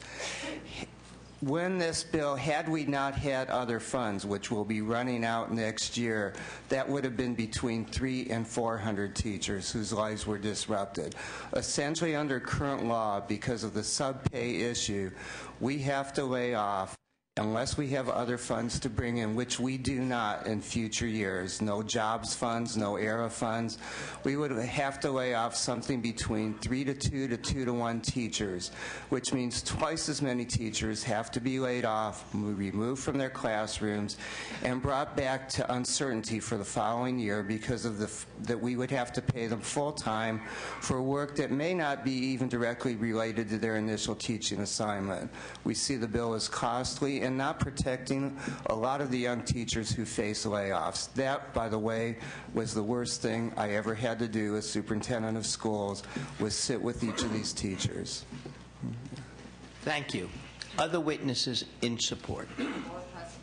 Laura Preston with the Association of California School Administrators, and we are in support of the bill. One of the things that's been really interesting, we have our different job alikes within AXA, and one of them is our Superintendent's Council. Back in January, sitting around talking about the budget and other issues that are confronting our superintendents, they were very personally pained by the layoffs that they're having to do. And one of the things that became very clear during our discussion was the fact that because of the sub-pay issue, there are additional teachers that have to be laid off in order to meet the dollar amount of the cuts that we have to make. And that, in fact, the law is really counterintuitive if you think about it, that we have to lay off more teachers in order to meet the financial bottom line of what we're trying to make. And that is certainly not what we would prefer to be doing. The other thing that we were talking about, and I think it's important in this context because of the budget, is that if we don't get some relief, we're going to be looking at cutting our school years by up to 6 weeks. And so that is something that is around the table, which means around the state, that school districts are going to have to be faced with without getting any kind of financial relief. And in this case, this is a bill that we have limited to just, we've really drilled it down. It's only for the term of the flexibility that we have in existence now, which is for a couple years. And we also specifically address one of the concerns that I know my union friends have brought up with us, is that what's to prevent a school district from laying off a teacher and then backfilling it with a substitute in order to, be cost effective. One, we're prohibited by statute from doing that. Two, if we did do that, I assure you that the unions will file either a grievance or some sort of method to make sure that we stop, and ultimately it would never be allowed to occur. One, I go back to, we don't do it, but I mean, in the case of some place out there that someone is accused of doing this, with 1,000+ school districts and thousands of, different administrators, maybe, but the unions will make sure that we are aware of what we've done and that it's stopped. So with that, we support. Thank you. Other witnesses in support? Sandy Silverstein, representing Ken Young, Riverside County Superintendent of Schools. I just would like to reiterate that, like everyone, we are deeply troubled by the cuts to education and by the lack of certainty for funding. But I have to say we are as deeply troubled by the inability to manage those cuts at the local level in a way that makes sense for kids. This provision that essentially ties our hands. It says in a zero-sum game, which we are in a zero-sum game, you must do more layoffs so you can pay those teachers more as subs when they come back. You don't have the option. You don't have the option of limiting your layoffs to reach the dollar figure you have to reach with cuts. We need more local flexibility. This legislature has been great about stepping up for that and realizing we need it. This bill is just the next step in that. We want temporary relief from this requirement just to get us through so we can manage these cuts in a way that makes sense for kids, not the adults in the system, for the kids in the system. Thank you. Thank you. Other witnesses in support? Thank you. Yes, we do have one more witness. I'm Dennis Myers with CASBO, and we are in support. Thank you, Dennis. Witnesses in support. Bob Latner for Temecula School District in support. And if I might just mention one thing that Joel Montero, the executive director of FICMAT, told the Budget Subcommittee last week, which I think is very important. Over the last few years, the percent of dollars expended on personnel in schools has now gone to, in his estimation, 93 to 95% of the budget. So there is nowhere else to go. Thank you. Thank you. Other witnesses in support? Nancy Lacoste, representing Clovis Unified School District, and we're in strong support. Edgar Sisueta, on behalf of Los Angeles Unified School District, echo the previous comments. We encourage you to continue working on this issue. Mike Kilborn, representing the Orange County Department of Education. We are in support. Jeff Frost, California Association of Suburban School Districts, in support. Michael Holsizer, representing 47 school districts in Kern County, and the county superintendent, in support. Barrett Snyder of the School Employers Association of California, in support. Terry Burns on behalf of San Bernardino County Superintendent of Schools and the school districts in San Bernardino County, all in strong support. Thank you. Are there any other witnesses in support? Witnesses in opposition? Thank you, Mr. Chair. Seth Bramble on behalf of the California Teachers Association. CTA is in strong opposition to this proposal as it significantly erodes certificated employee rights that are critical to attracting and retaining quality teachers in this state. Senators, the current system is fair, and it assures that an employer will have a skilled workforce to draw from when they're able to rehire. The current system provides an incentive for individuals who have spent both their time and their money to obtain a teaching credential. It also provides an incentive to school districts who also have spent their time and their money to continue that training to stay in the profession. Removing that incentive will result in an exodus from school districts of qualified candidates who have the skills and abilities that are needed to work with California's diverse student population. Our kids deserve better. What teachers in this state need, number one, we need to spend every possible opportunity to attract and retain quality teachers. But what teachers in this state need are the resources to ensure that all students reach their full potential. On this day in particular, we need to celebrate, appreciate, and value our teachers. So looking at proposals like this coming today is a little bit of a frustration. Folks who have essentially chosen to dedicate their lives to make a difference in the lives of children who will shape the future of this state. As one parent, one of the many parents who are participating in this week's state of emergency activities that the California Teachers Association is engaged with this week, said yesterday on the steps of the Capitol, we've all been touched by teachers, every single one in this room. And how is it that we don't pay teachers what they're worth? For those reasons and many more, the California Teachers Association urges a no vote on this measure. Thank you. Other witnesses in opposition, welcome. Good morning. My name is Lynn Fox, and I'm here on behalf of the California Federation of Teachers asking for your no vote on SB 266. This bill removes an incentive for permanent employees who are laid off, and we believe that reducing the pay of these employees who wish to return to their district as substitutes is the wrong direction, and that before we dismantle this policy, it's important to stop and examine the purpose of that incentive. And the issue is the retention of qualified employees. If they return to their district and work for an extended period, they are paid at their original rate of pay. Why? To encourage them to stay around and provide services to the students of those districts. And who are these employees? They are the staff that the districts have invested in through professional development. They are the staff that is trained in local and state academic priorities. And they are the staff that know the community in which they teach. Frankly, these are the people who provide consistency in services. And removing this incentive removes the chances that these experienced employees will be there to service the students of the school district. We need them there long-term when the district needs to hire again, which could happen and may happen through attrition also. And also we need them short-term to provide the consistency for the students of the district who are experiencing a lot of chaos. We ask that you look beyond the dollar savings, that we be smart about any dismantling of our system, and we ask you vote no on SB 266. Thank you. Other witnesses in support? Mr. Chair. Opposition. Oh, in opposition. Sorry. I'm sorry. Mr. Chair, Scratch that. Opposition. All right. Now. Mr. Chair, my name is still Doug Marquez, and I am a history teacher at Lavanya Dijon Middle School in Richmond, California, and I urge you to vote no.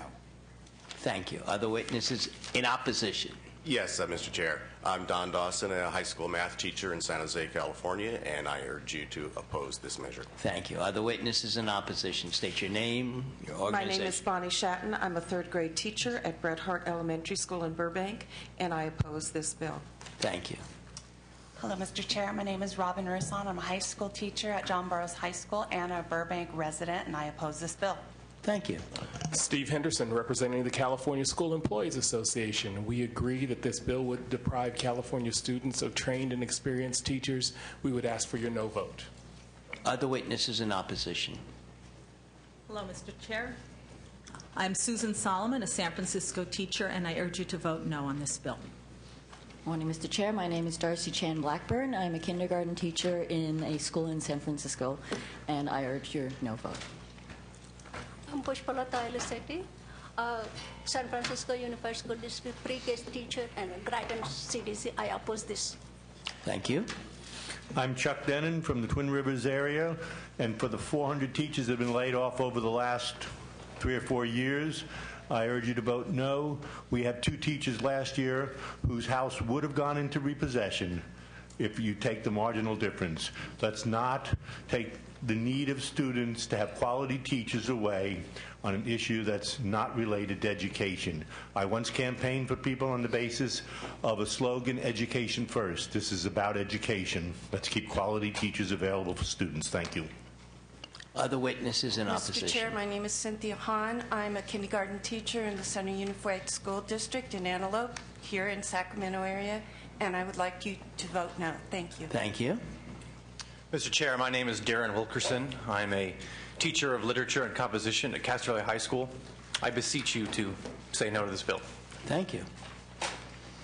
Mr. Chair, my name is Bridget Highfill. I'm a 5th grade elementary teacher at Burbank Unified School District, Walt Disney School, and I oppose this bill. Thank you. My name is Ken McPherson. I'm a high school teacher in the Natoma School District, which is teetering on the brink, as you're probably well aware of. I urge you to vote no on this. We need to keep our teachers as close to our district to serve our students as best we can. Thank you. Mr. Chair, my name is Lorraine Reggio Schwartz. I'm hoping that I'm still a special ed teacher at Irvington High School in Fremont, and I'm strongly urging you to vote no on this. Thank you very much, and we're hoping so too. Mr. Chair, my name is Michelle Shipp. I'm a kindergarten teacher at Newcomb Academy in Long Beach. All right. And I urge you to vote no on this bill. Where are you a teacher at? Newcomb Academy. Thank you. Thank you. In Long Beach. Thank Long you. Beach. Other witnesses in opposition. Thank you. Mr. Chair, my name is Chris Boucher, and I'm a chemistry teacher at Beverly Hills High School, and I oppose this bill. Thank you, Chris. Mr. Chair, I'm Ann McCutcheon, and I teach 8th grade language arts in Lancaster. And our students do not deserve a temporary workforce. Thank you. Please vote no. Mr. Chair, my name is David Eldridge. I'm a math teacher at Lyndhurst High School, representing 500 teachers in Marysville Joint Unified School District, and I'm opposed. Thank you. Mr. Chairman, my name is Steve Weil, and I am a science teacher at Franklin High School in Stockton, representing 1,800 current employees and 300 employees who have been RIFed this year, and we hope that you strongly oppose this bill. Thank you. Other witnesses? Mr. Chairman, my name is Frederick Burtz. I'm a substitute teacher in Los Angeles Unified School District and an elected representative for substitutes in UTLA, including over 3,000 teachers who were RIFed in the last 2 years. And on their behalf, I strongly urge you to oppose this bill. Other witnesses, and I see that there's a lot of witnesses in opposition. So let's keep moving, but just kind of move along. I want to represent everyone, get everyone to have a chance. You've come to the Capitol. You deserve a right to be heard. Thank you, sir. Lynn Fermigli, nationally board certified teacher in early adolescent science at Cabrillo Middle School in Santa Clara, and I strongly urge you to vote no on this bill. Thank you very much. Thank you. Good morning, Mr. Chair. My name is Robert Rodriguez, and I'm a special education teacher in San Bernardino, and I strongly encourage you to vote no on this bill. Thank you. Good morning, Mr. Chair. My name is Connie Pruitt. I'm a social studies teacher at Canyon Springs High School in Riverside County, and I urge you to vote no on this bill. My name is Carol Phelan, and I am a newly retired teacher, elementary teacher, and now a substitute teacher who will be called after the laid-off teachers in San Bernardino, and I strongly urge you a no vote on this. Hello, my name is Amy Hall. I'm a science teacher at Vista del Lago High School in Moreno Valley, California, and I urge you to vote no. Hello, my name is Rebecca Acord. I'm a special education teacher from the Colton Joint Unified School District, and I urge you to vote no on this bill. Good morning, Mr. Chair. My name is Jose Alcala, and I am a history teacher at Alternative Ed High School in Moreno Valley, and I urge your no vote this morning. Thank you. Good morning, Mr. Chair. My name is Harold Acord, and I am a Spanish and German teacher at Canyon Springs High School in Moreno Valley, California, and I urge you to vote no. Before we have any more, where is the end of the line? I need to understand where the end, who is the last person? You are now the last person. No more. Okay, come, keep going. Good morning, Mr. Chair. My name is Vanessa Williams, and I'm from the Paris Elementary School District, representing the teachers at the Paris Elementary School District, and I urge a no vote. Thank you.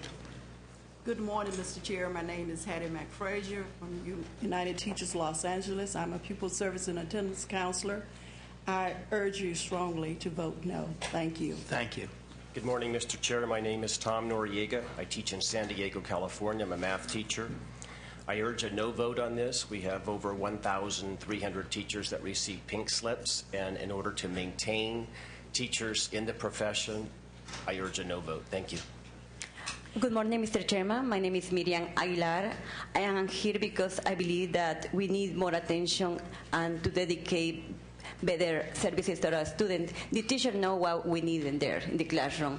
The children need good teachers there. And you urge a no vote?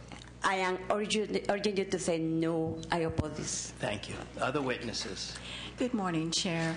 My name is Jenny Dugan. I am a teacher from LA Unified. I am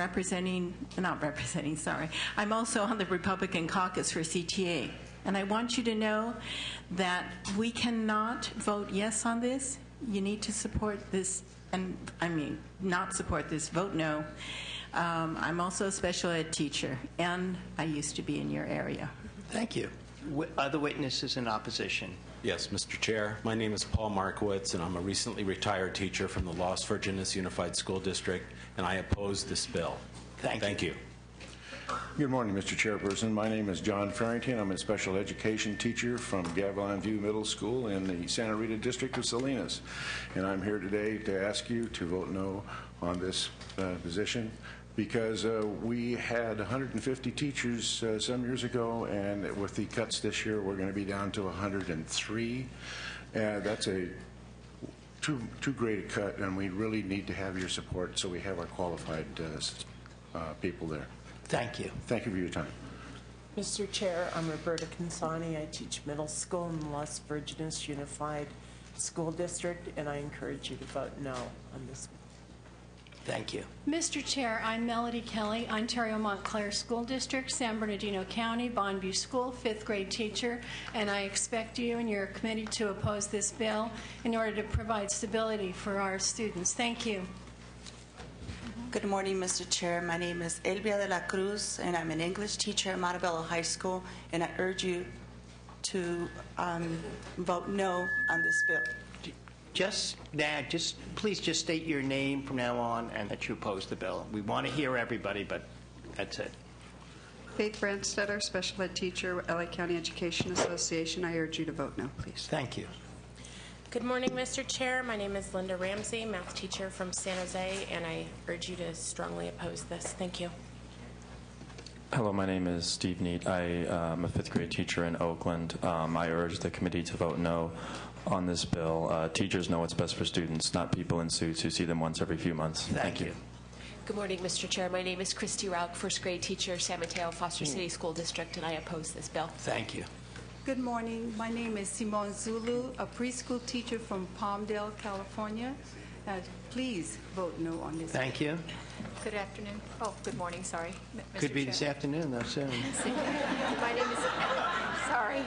My name is Angela Stanfield. I'm a teacher at Oleander Elementary School and Fontana Unified School, and we strongly oppose this bill. Thank you. Good morning, everybody, ladies and gentlemen. My name is Josie Irvin. I am a high school teacher in Fontana. I'm a member of the Fontana Teachers Association, and I strongly urge you to vote no on this bill. Thank you. Other witnesses? Good morning, Rocinda Thomas from the Oakland Education Association, serving as second vice president there, and I am strongly opposed to this bill and request that you vote no. Good morning. I'm Davina Kaiser. I'm a mathematics and music teacher at Woodrow Wilson Classical High School in Long Beach. And I'm also the vice chair of the CTA Republican Caucus and the national chair for NEA Republican Educators Caucus.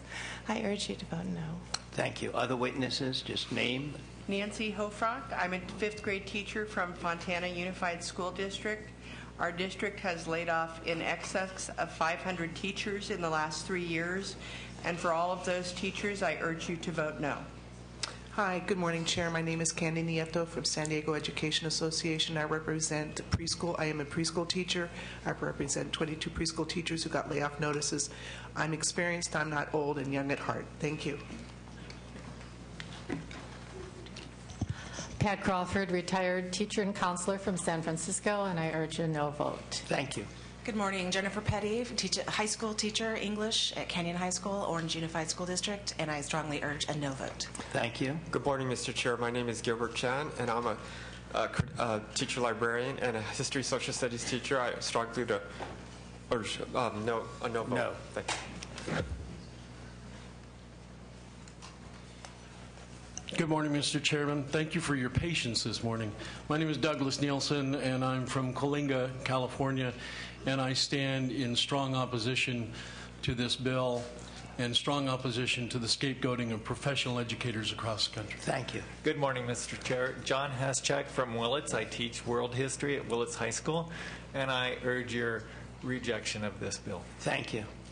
Good morning, Mr. Chair. I'm a parent first and a teacher next. I teach kindergarten in Ramona Unified School District, and I urge you to vote no. Thank you. Thank you. Good morning, Mr. Chair. My name is Raul Gonzalez. I'm a fifth grade teacher in Visalia Unified. I'm also a parent. I would urge a strong no vote.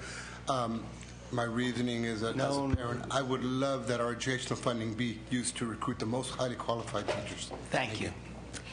Buenos días, yo soy María López de Howard. Yo soy Spanish teacher. I am a Spanish teacher at Kennedy High School. I am a teacher, a counselor, a referee, everything for my students. So please vote no on this bill.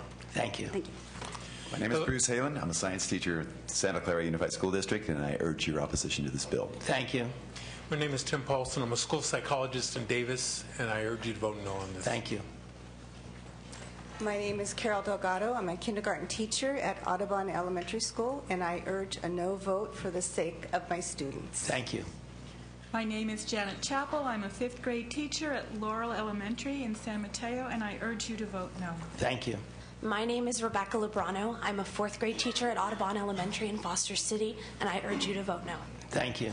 Mr. Chair, my name is Michael Gabby. I'm a fourth grade teacher in Lemon Grove, California, and I strongly urge you to vote no as well. Thank you. Good morning, or good afternoon, Mr. Chairman. My name is Betty Olson-Jones. I'm a fifth grade teacher, currently president of the Oakland Education Association, and I strongly urge you to vote no because of stability. Our students do not deserve to be destabilized anymore. Thank you.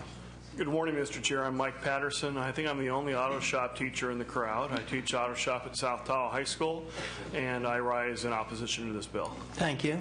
And finally, in conclusion. Good morning, Mr. Chairman. My name is Dan Brown. I'm a fourth grade teacher at College Heights School in Bakersfield, California. I represent BETA, Bakersfield Elementary Teachers Association. I urge you to vote no on this issue. Thank you. Let's bring this back. Senator Vargas.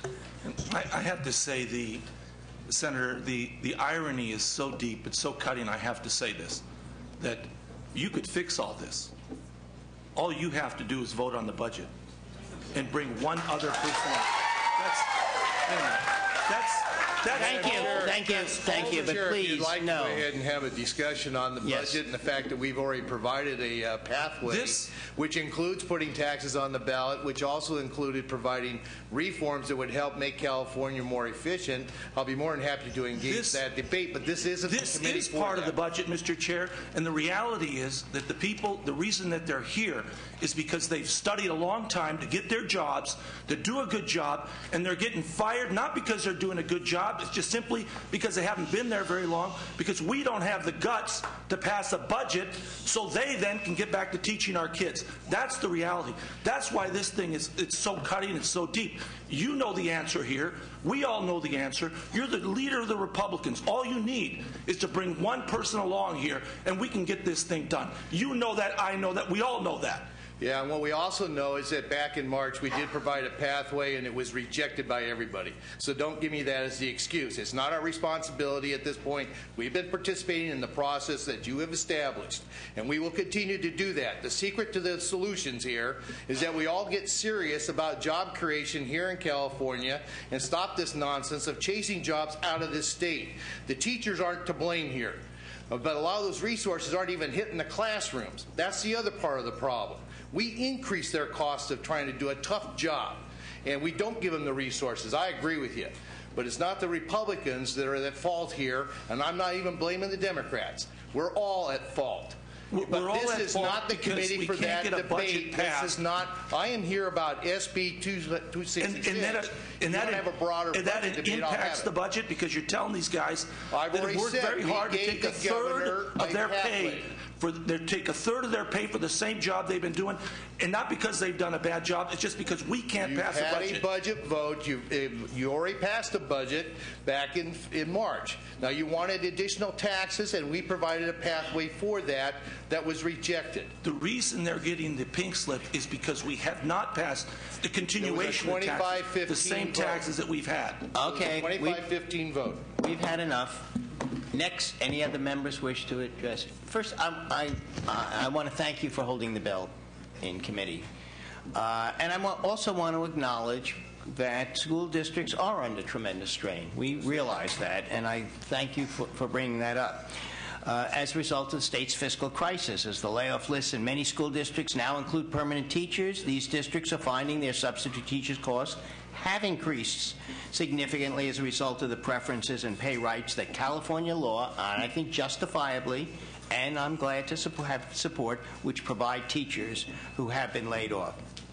While I like the fact that this bill doesn't make any permanent changes to the requirements that laid-off teachers be paid their regular pay, I'm also concerned that this bill really doesn't really address the critical issue as Senator Vargas has raised, and that is this bill is premature. We need a budget is really what we're saying. And after that, Senator, we can be addressing all these at that point. At some point, we will have to come back to deal with this issue of how do we have a sustainable system, and I applaud you. I am glad that you're not bringing it up now. I think you truly understand, as does Senator Vargas, that there are other steps before we get to having to do this step. And I urge, and I'm glad that we will be dealing with this bill later on after we come to some conclusion on the budget. I would like to see us have a budget that is sustainable, that does not provide layoffs. I mean, it's a big difference to be talking about how we change a system when we're in a steady state and we're not laying off teachers versus when we're going off a cliff. Right now, we're going off a cliff.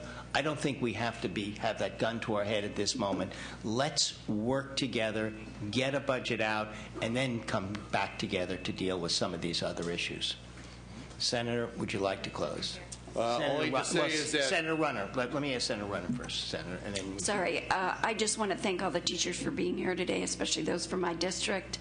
I know it's important for you to share your concerns with us, but I do want to thank Senator Dutton for his leadership. As Republicans, we have actually want to totally fund Prop 98. We do know there's some reforms that need to be made.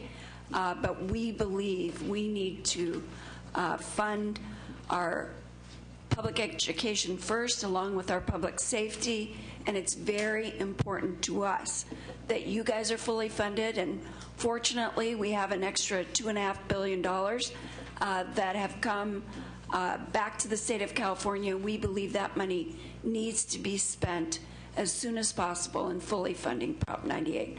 So thank you for being here, and we support you as well. Senator Lowenthal. Senator, I'm sorry, but if we're engaging in this discussion, I simply have to thank Senator Vargas for his very heartfelt remarks. We made over $12 billion worth of cuts to the state budget, mostly to health and human services, mostly to poor children, because the governor put forward a pathway to rationality. He suggested $12.5 billion worth of cuts and $12.5 billion, both of these are approximations, of maintaining our existing taxes, which are set to expire on July 1st for another 5 years as the state pulls out of the recession. We have done our bit. Suddenly, we're back to ground zero with demands about taking away pensions, about a number of other things, spending caps, which would leave us unable to recover even when revenues get better in terms of being 50th in the nation in what we spend per child in our public schools. Cuts were made to higher education as well in that initial $12 billion. We need to be met halfway. We need only 2 Republican votes in each house to be able to maintain our existing taxes and not cut education at all any more than we have. And that is what we need now. And I hope very much that we will get there. 2/3 votes is the tyranny of the minority. It will strangle California. When we invested in ourselves, we had the best school system in the country, and we were the envy of the nation, and everybody did well because our economy was strong. Senator Ahlquist.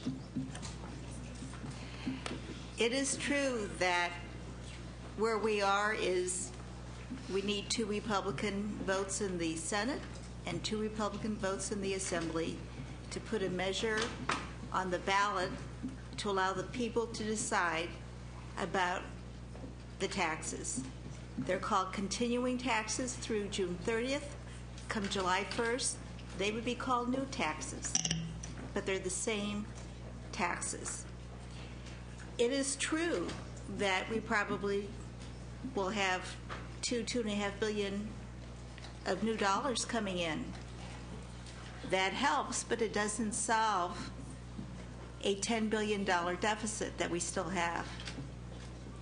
And we need to figure this out together. We understand the ramifications. Someone said to me, well, you know, look at everything that was done in 1972 on creating the higher education system. And my response was, yeah, that was before Proposition 13 was passed in 1978 when I moved to California. So not only are we one of only 3 states that requires a 2/3 majority to increase taxes, we have the most dysfunctional initiative process in America, because if an initiative can be put on the ballot and then we have to pay for it, there needs to be a funding source qualified when the initiative is put on the ballot. We do not have that in California. So I'm not going to even go into the other problems, which are many. So we need a bipartisan solution to the budget, and you know, we as Democrats have gone on record wanting to solve it within the base that we have to deal with, which is small. Thank you. Are there any other members that wish to address the? If not, Senator, would you like to close? You know, sometimes I feel like my mouth the lips are moving, but there must not be sound coming out. No, Senator, there's sound coming out. You know, I appreciate the broad discussion that took place over what was supposed to be a request by schools to have an additional flexibility tool to deal with their crisis. And they're trying to figure out a way to do this. Now, I don't know if it's right or wrong, because I'm not an expert, but that's what my intent is. My intent is to try to figure a way out of this nightmare. Now, let's be perfectly clear, though. Two-thirds vote on the budget, which is now a simple majority vote, two-thirds vote on taxes, isn't what's got us to this point in time. The simple majority vote is on policy decisions. The policies that we adopt that get signed or by governors, both Republican and Democrat, is what actually leads up to this point. Now, there are some things that are out of date, and it'd be great if we had a robust economy. But the public perception is right now, and the perception of the Fortune 500 CEOs of the nation that come together every year and they determine where is some of the better places to do business and conduct business. Well, California is dead last and has been for over 5 years now. Now, you can say that that's not fact. Well, then that makes it worse, because that means it's perception. Now, the fact of the matter is we are in bad shape. But don't sit there and point the finger at Republicans, because we have provided, and I did provide, including a group of senators, Republican senators, met with the governor for almost 2 months. They did come up with a series of reforms. There were about 8 of them altogether. 2 of them came from Little Hoover Commission, all right, that we were proposing. Okay, now I wasn't involved in those discussions because the governor wasn't using Big Five. So we could only work with the process that you've set up, that he has set up. Well, when we met with him and tried to clarify where he was so that we could see if we could come to some bipartisan solution, he said, no, thank you. But don't put the burden on us, because we have delivered. We came up with what we thought would be a reasonable solution to putting taxes on the ballot, to put reforms that every polling says that the public feels is necessary, because you know what? See, the people believe that we're wasting their money. And even if that's a perception, we better do something to show them that we're not, and we don't. So this bill was to try to provide some flexibility, okay, in order for these school districts to better manage their resources. If it doesn't work,